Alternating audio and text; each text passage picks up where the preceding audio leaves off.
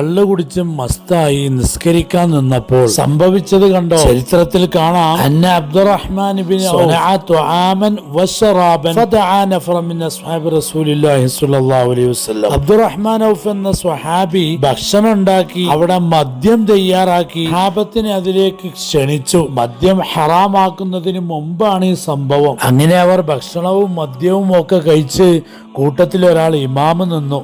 എന്നിട്ട് ഓതുന്ന രൂപം കണ്ടോ? ഖുൽ യാ അയ്യുഹൽ കാഫിറൂൻ അഅ്ബുദു മാ തഅ്ബുദൂൻ, അഥവാ ലാ അഅ്ബുദു മാ തഅ്ബുദൂൻ എന്ന സ്ഥലത്ത് ലാ ഒഴിവാക്കിക്കൊണ്ടാണ് ഓതിയത്. അങ്ങനെ ലാ ഒഴിവാക്കിയാൽ അതിന്റെ അർത്ഥം വരിക കാഫിരീങ്ങൾ ആരാധിക്കുന്ന ബിംബത്തിനെ ഞാൻ ആരാധിക്കുന്നു എന്നാണ്. ഈ സംഭവം നടന്നപ്പോഴാണ് ലാ തഖറബു സ്വലാത്ത വ അൻതും സുകാറ, മദ്യം കഴിച്ച് മസ്തായിക്കൊണ്ട് നിസ്കരിക്കാൻ വേണ്ടി വരരുത് എന്ന ആയത്തിറങ്ങിയത്.